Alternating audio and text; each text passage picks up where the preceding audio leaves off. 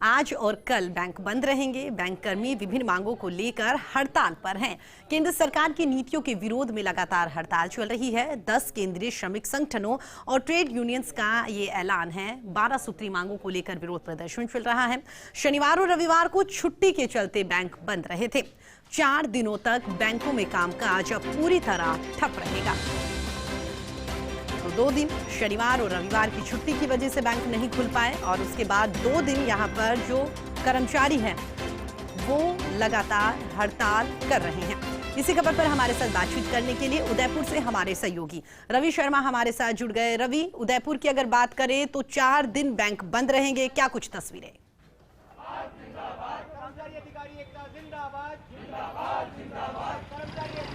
बिल्कुल जाहिर सी बात है। देखिए 2 दिन शनिवार और रविवार को बैंक बंद थे और आज बैंक में हड़ताल है, यानी कि कल भी बैंक बंद रहेंगे। तो आम लोगों को खासी दिक्कतों का सामना जरूर करना पड़ेगा। लेकिन सबसे बड़ी बात ये कि जो बैंक फेडरेशंस हैं, जो कर्मचारी यूनियन है, उनकी सबसे बड़ी डिमांड जो है वो ये कि प्राइवेटाइजेशन जो है बैंकों का जो लगातार हो रहा है वो खत्म किया जाना चाहिए और जो इनकी पुरानी मांगे हैं वो पूरी होनी चाहिए। मेरे साथ में जो बहुत पुराने बैंक एम्प्लॉइज एसोसिएशन के बीके जैन साहब, उनसे बात कर लेते हैं। क्या बड़ी डिमांड है सर जिसको लेकर आप लोग बैंक हड़ताल कर रहे हैं? हमारी मुख्य मांग है, एक तो सार्वजनिक क्षेत्रों के बैंकों का सुदृढ़ीकरण किया जाए, इनका विस्तार किया जाए और जो बैंकों का निजीकरण का प्रयास जो सरकार कर रही है उसको तुरंत प्रभाव से रोका जाए। सार्वजनिक क्षेत्र के बैंकों की वजह से आज हिंदुस्तान में हर वर्ग की आर्थिक उन्नति हुई है, लेकिन अगर सार्वजनिक क्षेत्र के बैंकों को निजीकरण कर दिया जाता है तो पुरानी साहूकारी प्रथा पुनः लागू हो जाएगी।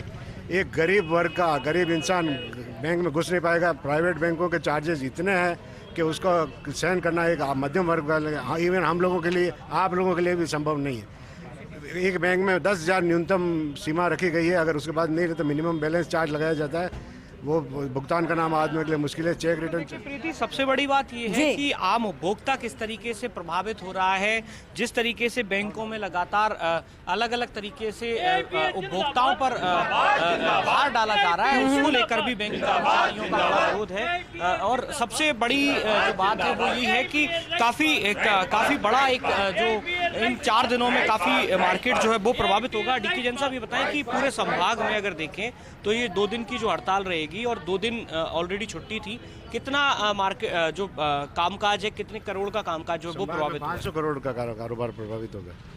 क्या इससे क्या परेशानियां जो हैं आप महसूस कर रहे हैं? क्या किस तरीके से? हम किसी भी तरह से ग्राहकों को परेशान नहीं करना चाहते हैं, लेकिन हमारी मजबूरी है। सरकार जिस तरह से बैंकों को निजीकरण करने पर आमादा है, श्रम कानूनों में श्रम विरोधी परिवर्तन कर रही है, इन सब चीज़ों को लेकर हम अपनी मांगों को लेकर केंद्रीय श्रमिक संगठनों की मांगों के समर्थन में आज 2 दिन की हड़ताल पर हैं। और ये जितना भी ग्राहकों के इस जो प्रभाव पड़ रहा है, ग्राहकों को परेशान होना पड़ रहा है, उसकी पूरी जिम्मेदारी सरकार की है। सरकार अगर बैंक कर्मचारियों की मांगे मान लेगी तो ग्राहकों को परेशान होने की आवश्यकता नहीं। बिल्कुल, देखिए प्रीति, बैंक तिराया है जहां पर कर्मचारी यूनियन जो हैं वो प्रदर्शन कर रहे हैं। बैंक कर्मचारी यूनियनों के बैनर तले प्रदर्शन किया जा रहा है और इसके बाद में जिला कलेक्ट्रेट कार्यालय पर जो बाकी के श्रमिक संगठन हैं वो धीरे धीरे जुटना शुरू हो गए हैं। थोड़ी देर बाद जिला कलेक्ट्रेट कार्यालय पर एक बड़ी रैली, धरना प्रदर्शन होगा और तमाम जो कर्मचारी फेडरेशंस हैं उनकी सबसे बड़ी डिमांड यही है कि आम जो उपभोक्ता है उसको कम प्रभावित किया जाए, उस पर कम भार आए और उसके अलावा जो एम्प्लॉइज हैं उनकी जो विभिन्न मांगे हैं, जो लंबित मांगे हैं, उनको पूरा किया जाए और जो सरकारी क्षेत्र के जो बैंक हैं उनका प्राइवेटाइजेशन करना आम जनता पर एक बड़ी मार होगी और इसको लेकर तमाम लोगों को गंभीर होने की जरूरत है, ऐसा इन बैंक कर्मचारियों का मानना है। जी प्रीति। देखिए रवि, ये कोई पहला मामला नहीं है कि इस तरीके से तमाम बैंक कर्मचारी जो है हड़ताल करते हुए दिखाई दे रहे हैं। कुछ दिन अगर हम पहले की बात करें तो लगातार उस वक्त भी बैंक यहां पर बंद थे, कर्मचारियों की ओर से हड़ताल किया जा रहा था और सबसे बड़ा मुद्दा यही था कि लगातार सरकार की ओर से जो पीपीपी मोड पर लगातार बैंक किए जा रहे हैं, इसकी वजह से कर्मचारी काफी नाराज चल रहे हैं। इनसे अगर आप बात करें तो पूछिए कि जब पहले हड़ताल की गई थी तब सरकार ने क्या आश्वासन दिया था, तब इन्होंने अपनी हड़ताल को क्यों खत्म किया और अब क्या उम्मीद ये कर रहे हैं? इन्हें नहीं लगता कि पहले की तरह इस बार भी आश्वासन मिलता हुआ दिखाई देगा?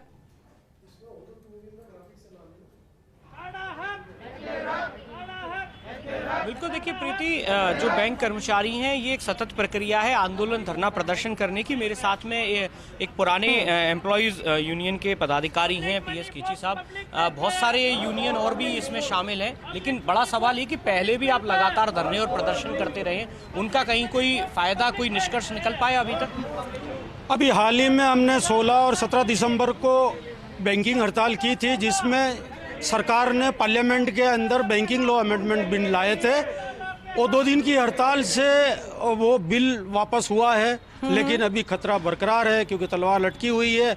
ये सरकार फिर कभी संसद के अंदर ये बिल ला सकती है और जब वो बिल आ जाएगा बैंकिंग लॉ अमेंडमेंट बिल, बिल्कुल रवि, दोबारा आपका रुख करेंगे, हमारे साथ बने रहिएगा। जोधपुर चलते हैं जहां से हमारे सहयोगी राजीव हमारे साथ जुड़ गए हैं। राजीव, अगर जोधपुर की बात करें तो बैंक बंद है, क्या कुछ तस्वीरें?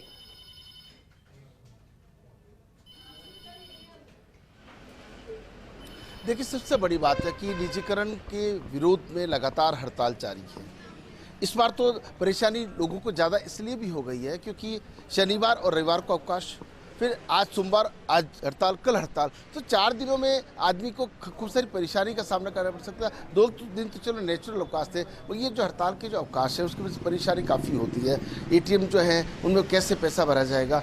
लेकिन इससे ज़्यादा अगर उलट बात करें तो शायद केंद्र सरकार पर जू भी नहीं रह रही। निजीकरण को लेकर के लगातार पूरे राजस्थान में नहीं बल्कि पूरे देश के अंदर जिस तरह का माहौल बना है वो किसी से छुपा नहीं है, इसलिए लोगों को परेशानी है। जोधपुर राजस्थान का दूसरा बड़ा जिला है, हजारों करोड़ का यहाँ पे जो कारोबार है वो प्रभावित हो रहा है। जी बिल्कुल बिल्कुल राजीव, आपको क्या लगता है कि एक तरफ कह सकते हैं कर्मचारी जो है वो लगातार हड़ताल करते हुए दिखाई दे रहे हैं, आमजन जो है उन्हें काफी परेशानी का सामना करना पड़ रहा है क्योंकि 2 दिन पहले की बात करें तो रविवार और शनिवार होने की वजह से वीकली ऑफ वहां पर आ गए थे और अब अचानक से 2 दिन यहाँ पर हड़ताल करते हुए कर्मचारी नजर आ रहे हैं।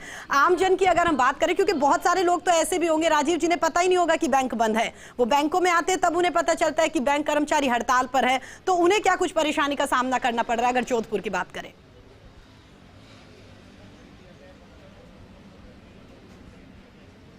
देखिए, 2 बातें हैं। पहली बात तो आजकल ऑनलाइन सिस्टम हो गया तो थोड़ा लोगों के लिए इजी भी हो गया है, लेकिन अगर कारोबारी एंगल से बात करें, चेक जमा कराना है, कैश निकलवाना है, तो इतना सारा कैश एक साथ एटीएम से निकल नहीं पाता है, तो किस तरह की चुनौतियाँ होती हैं। तो निश्चित रूप से 2 दिनों में जोधपुर में यहाँ से सोने चांदी का बड़ा कारोबार होता है, शेयर मार्केट भी अच्छा खासा यहाँ पे लोग उसमें इंटरेस्ट लेते हैं और उसमें जो बड़ा उद्योग है, बड़ी इंडस्ट्री यहाँ पर है और ऐसे में पूरा पश्चिमी राजस्थान का हेडक्वार्टर है, 6 जिलों का हेडक्वार्टर जोधपुर संभाग है। तो निश्चित रूप से व्यापारी हो, अध्यापक हो और जो दूसरे लोग हैं वो भी कहीं ना कहीं से प्रभावित हो। किसी के घर में शादी है, शादी की तैयारियाँ हैं, खूब सारा पैसा एक चाहिए होता है, लोग बैंक पे रखते हैं विश्वास के साथ में, लेकिन जब हड़ताल होती है तो इस तरह की जो चुनौतियां, परेशानियां, जिम्मेदारियां कैसे बाहर निकलना रहे वो कोशिश रहती है। लेकिन वेट करते हैं, उनका भी कोई चारा नहीं है, हड़ताल है, हड़ताल जब खत्म होगी तभी कुछ नतीजा निकलेगा। तो लेकिन अगर बात नतीजे की करें तो शायद केंद्र सरकार ने इस मुद्दे पर अभी कोई मंथन नहीं किया, इसलिए हड़ताल लगातार जारी है। जी बिल्कुल राजीव, देखिए कितना ही बड़ा मसला क्यों ना हो, जब तक बातचीत आपस में नहीं होगी तब तक उसका हल निकलता हुआ दिखाई नहीं देगा। राजीव, आप हमारे साथ बने रहेगा, दोबारा आपका रुख करेंगे।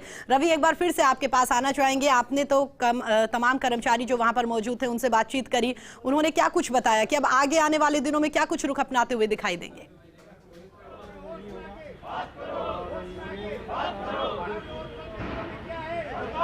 बिल्कुल, देखिए प्रीति, जो बैंक फेडरेशंस हैं उनके कर्मचारी अधिकारी जो हैं वो आज और कल हड़ताल पर हैं। उनकी अपनी अपनी अलग अलग मांगे हैं, 11 सूत्रीय मांग पत्र उन्होंने दे रखा है। सबसे बड़ी बात उनका ये भी कहना है कि जो कोऑपरेटिव सोसाइटीज़ हैं जो कि लोगों का, आम उपभोक्ता का पैसा लेकर भागी हुई हैं, उनकी आम उपभोक्ता के पैसे की अदायगी भी की जाए। चूँकि आने वाले समय में जिस तरीके से सरकारें जो हैं अमेंडमेंट लाती हैं बैंक बिल में, उनके माध्यम से कहीं ना कहीं निजीकरण का रास्ता जो है वो मजबूत होता है बैंकों के। और दूसरी बड़ी बात ये कि आम उपभोक्ता जो है जिसका कि पैसा चीटिंग के मार्फत कोऑपरेटिव। ठीक है रवि, मैं माफी चाहूंगी, मुझे आपको बीच में रोकना पड़ेगा, दोबारा आपका रुख करेंगे। ठीक है रवि, आप अपनी बात कंप्लीट करिए।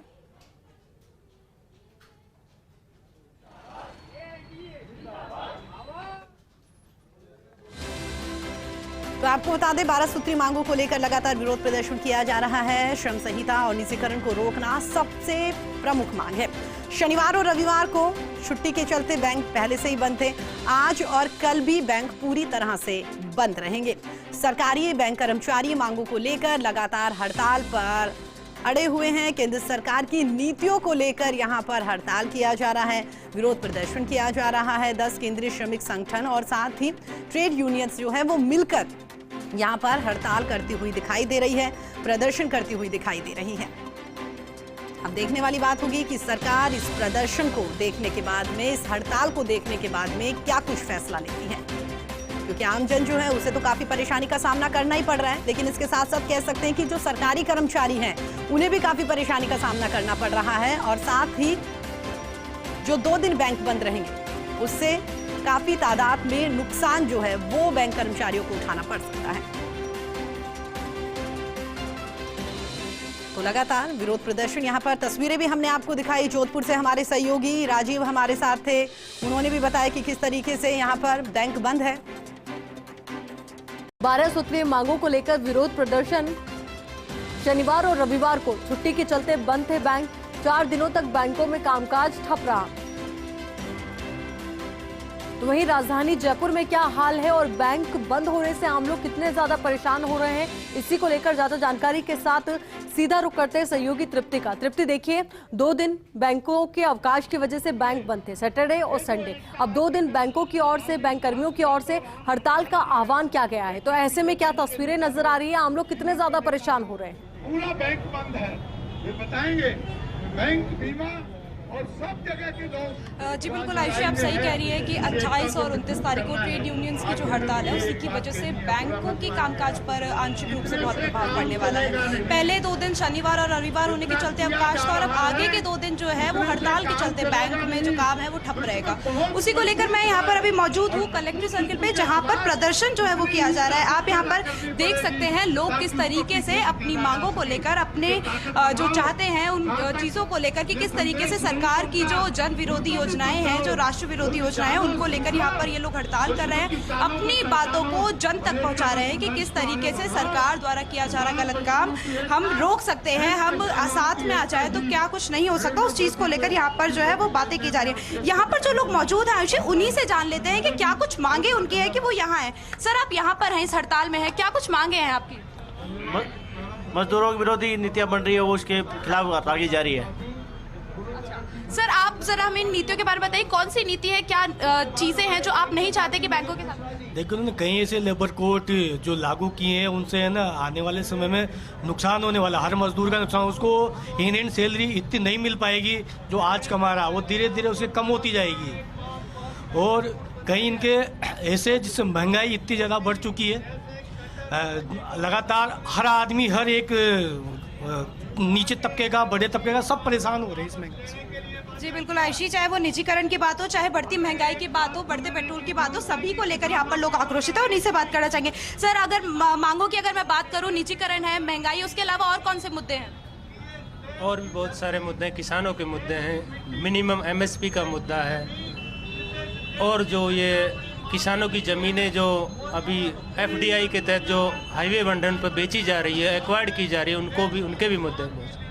तो आयुषी, इनके मुद्दे साफ तौर पर समझ में आ रहे हैं कि किस चीज़ को लेकर ये लोग यहाँ पर बैठे हुए हैं, चाहे वो निजीकरण हो, चाहे FWP को समाप्त करना हो, या फिर जो बढ़ती महंगाई है उसके खिलाफ प्रदर्शन करना हो। आप यहाँ इजीली से देख सकती हैं। सर, मैं आपसे जानना चाहती हूँ, आप यहाँ पर हैं, इन लोगों से बात कर रहे हैं, क्या कुछ चीज़ें हैं? हम भी को बात करने के लिए खड़े हैं।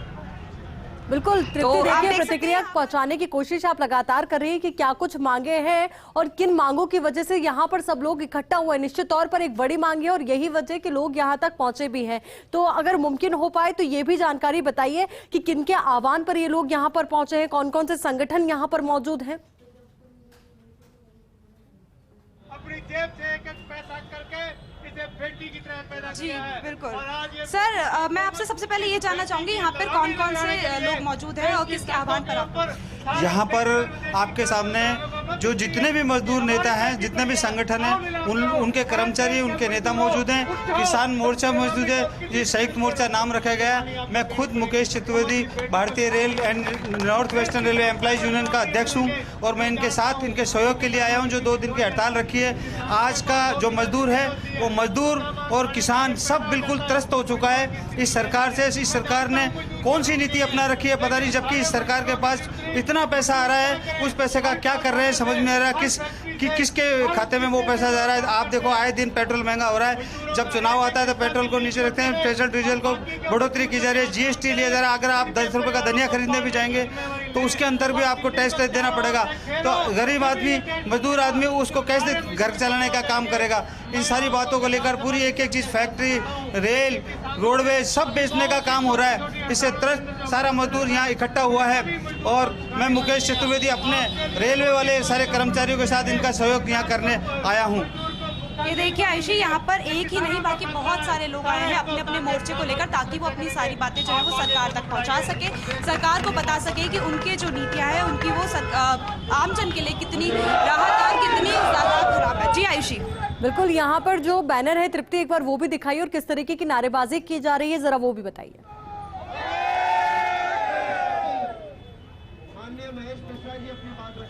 नारेबाजी आप इजीली यहाँ पे देख सकते हैं किस तरीके से लोग जो है वो अपनी चीज़ों को लेकर बहुत ज़्यादा आक्रोशित हैं, चाहे वो कोई भी मुद्दा हो उसको लेकर। और जो लोग हैं वो अपनी बातों को अलग अलग जरिए से, मतलब अलग अलग लोग आकर वो सबको बता रहे हैं कि उनके मोर्चे का मुद्दा क्या है, वो क्यों इस प्रदर्शन में आए हैं। और आज सिर्फ पुरुष ही नहीं बल्कि आप देख सकती हैं महिलाएं भी इस मोर्चे में शामिल हैं और अपनी अपनी मांगे जो है वो बता रही हैं और बोल रही हैं कि किस तरीके से उन्हें इन नीतियों से और जन विरोधी जो नीतियां हैं उनसे छुटकारा चाहिए। जी आयुषी, तृप्ति अगर मुमकिन हो पाए तो महिलाओं की जो प्रतिक्रियाएं हैं वो भी पहुंचाइए कि उनकी क्या मांग है, उनकी क्या डिमांड है।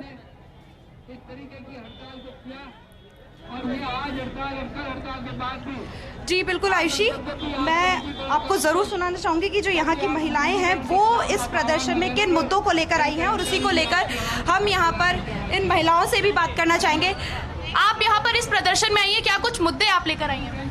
नमस्ते मैम, मेरे मुद्दे ये है कि जो श्रमिक लोग हैं उनका सबसे पहले तो जो एक्सीडेंटल पॉलिसी होती है उसमें इतना टाइम लग जाता है। जो दुर्घटना हो गई वो ठीक है, उसमें अपना कोई रोक नहीं, लेकिन जो पीछे बच्चे हैं, पत्नी है या जो पति है, उनको पैसे लेने में इतनी मुश्किलें होती हैं। हम ज़मीन पे तो वैसे तो बोलते हैं कि लेबर को पूरी सुविधा दे रहे हैं, हम लोग सारी सुविधा दे रहे हैं, लेकिन उसको लेने, एक पैसा लेने के लिए पीछे वाले परिवार है उसको इतना चक्कर काटने पड़ते हैं लेबर ऑफिसर के, बार बार में आना पड़ता है, छुट्टी करके आता हो बंदा, पीछे बच्चे हैं छोटे छोटे। दूसरी मांग ये कि इसको तुरंत या तो एक टाइम फिक्स हो कि या तो 15 दिन या 1.5 महीने या 1 महीने एक फिक्स टाइम कर दिया जाए, इतने में अमाउंट उसके अकाउंट में आ जाएंगी, जो भी लीगल कार्रवाई है वो तुरंत करी जाए। दूसरी बात है, बच्चियों के जो लेबर की बच्चियां हैं उनके पैसे जो शादी के हैं वो अभी तक नहीं, 2-2 साल हो गई, 3-3 साल हो गई, उनके पैसे अभी तक नहीं आ रहे। उनके बच्चे भी होते हैं यहाँ, बेचारा लेबर है, एक अपनी थोड़ी ज़रूरत से हिसाब से ही जमा कर पाता है, वो इतना जमा नहीं कर पाता। यहाँ से जो मिलता है उससे थोड़ी हेल्प हो जाती है उन्हें कि चलो हमें यहाँ से थोड़ा मिल जाए, लेकिन उसमें भी 3-3 साल लग रहे हैं, कोई वो नहीं है। वो डॉक्यूमेंट्स इतने जमा कराता है, उसके बाद भी छोटी मोटी गलतियाँ निकाल के उसको रिजेक्ट कर दिया जाता है फॉर्म को, या उस पर ध्यान ही नहीं जाता। 3-3 साल भर तो उसको चेक ही नहीं किया जाता फॉर्म को कि किसी बंदे ने वहाँ से अप्लाई जो हो रही है आपने ऑनलाइन किया है उसको चेक ही नहीं किया जाता, लेबर डिपार्टमेंट में चेक ही नहीं होता उस चीज़ को। दूसरी बात, स्कॉलरशिप के लिए फॉर्म भरते हैं बच्चे, बड़ी मुश्किल होती है। ठेकेदार खुली मजदूरी करते हैं, पहले तो ठेकेदार नहीं मिलते हैं, ठीक है, ठेकेदार नहीं मिलते कि खुली मंजूरी 4 दिन यहाँ किया 8 दिन वहाँ किया, वो बड़ी मुश्किल से वो लेके आता है ठेकेदार, उसके बाद भी उसमें कुछ कमियाँ निकाल दी जाती हैं। स्कॉलरशिप उन्हें टाइम पे नहीं दी जाती, या कोई छोटी सी गलती होती है उसमें रिजेक्ट कर दिया जाता है। तो हमसे, आप लोगों से यही कि हमारी आवाज़ को उठाया जाए, लेबर डिपार्टमेंट से यही है, लेबर डिपार्टमेंट हो या उनके जो भी उसको करते हैं तो उसको थोड़ा एक माइंडली तरीके से सेटअप करें कि इतना टाइम होना चाहिए, मतलब एक फिक्स टाइम दिया जाए हर चीज़ का, बस यही मेरी डिमांड। जी बिल्कुल आयुषी, आप देख सकते हैं महिलाओं के पास भी अपने मुद्दे हैं, चाहे वो मनरेगा को लेकर हो, चाहे वो किसी भी चीज़ को लेकर हो। इनकी मांग है कि हर एक चीज़ का एक टाइम सेट किया जाए, किसी भी प्रोसीजर का टाइम सेट हो, ताकि किसी को पता हो कि हाँ इतने दिनों में हमें ये जो लाभ है मिल जाएगा। वजह तो बड़ी है, यही वजह है कि चिलचिलाती धूप में भी ये लोग धरना प्रदर्शन कर रहे हैं, अपनी आवाज़ को उठा रहे हैं। तो वहीं आपसे ये भी जानकारी चाहेंगे, क्या रुख ये लोग अपनाएंगे अगर 2 दिन की हड़ताल का कोई असर देखने को नहीं मिलता है?